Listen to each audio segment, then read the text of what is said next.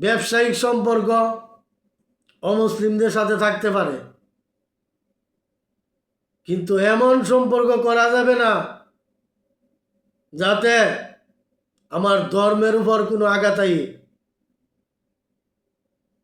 খুব সাবধান।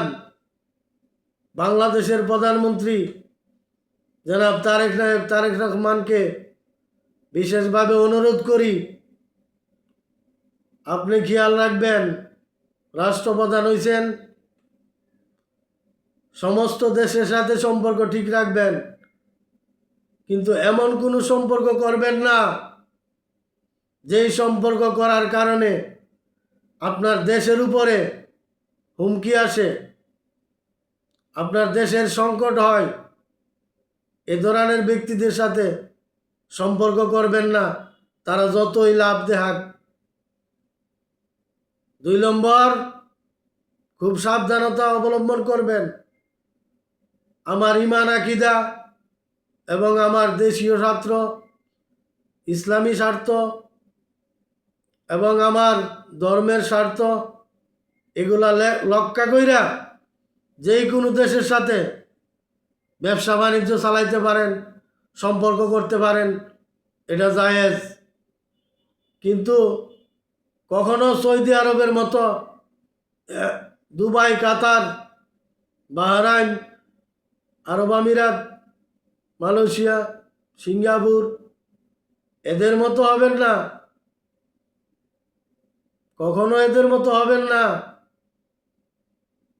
কারণ এই পৃথিবীর চেয়েও দামি জিনিস ঈমান।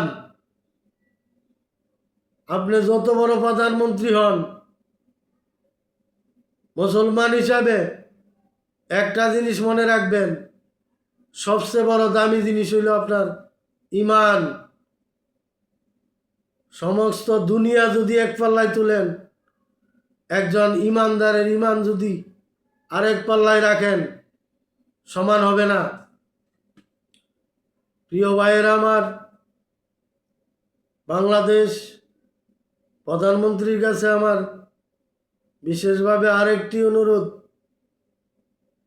এজেন্ট, বিভিন্ন দেশের এজেন্টরা বাস্তবায়ন করতে বাংলাদেশের ভিতরে কিছু দল আছে,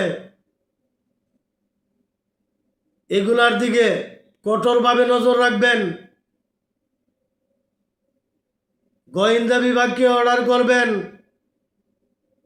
বিদেশি কোনো হস্তক্ষেপ, বিদেশি কোনো গোয়েন্দা বিভাগ বাংলাদেশে এসে যেন কোনো চক্রান্ত না করতে পারে। খুব সাবধানতা অবলম্বন করবেন।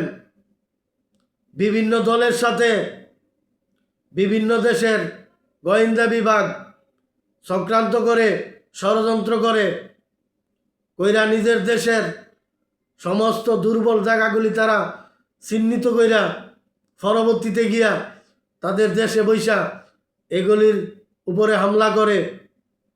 বাংলাদেশের ভিতরে অনেক দল, অনেক মতবাদের মানুষ, অনেকে চায় বিভিন্ন দেশের ক্ষমতা নিয়ে দেশের মধ্যে চলতে, দেশের মধ্যে ফিতনা করতে চায়। এমন অনেক দল আছে, কেউ সৌদির এজেন্ডা বাস্তবায়ন করতে চায়, কেউ আমেরিকার এজেন্ডা বাস্তবায়ন করতে চায়, কেউ ইন্ডিয়ার এজেন্ট বাস্তবায়ন করতে চায়, কেউ পাকিস্তানি এজেন্ট বাস্তবায়ন করতে চায়। এদের প্রতি খুব নজর রাখবেন, এটা মারাত্মক বিপদ। এইভাবে ইরানকে ধ্বংস করছে, ইরানের ভিতরে ঢুকে বিভিন্ন গোয়েন্দা বাহিনী সমস্ত খবর ইসরায়েলে প্রচার করছে।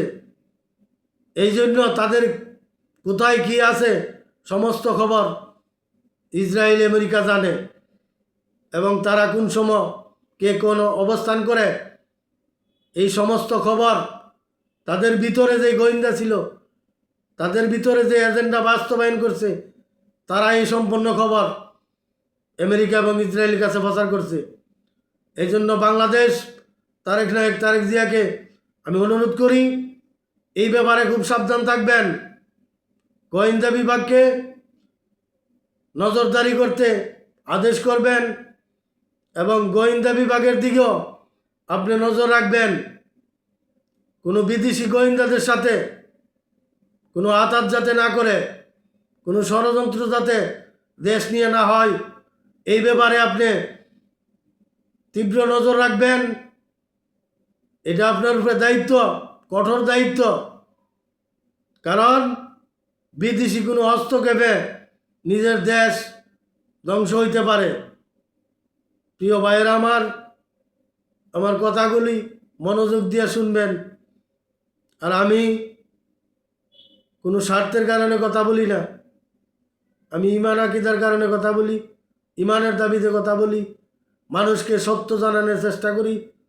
আমার ভিডিওতে ইনশাল্লাহ আপনারা সত্য জানতে পারবেন। আমার কাছে ফাউল কোনো কথা নাই, ফাউল কোনো আলাপ আমি জানি না।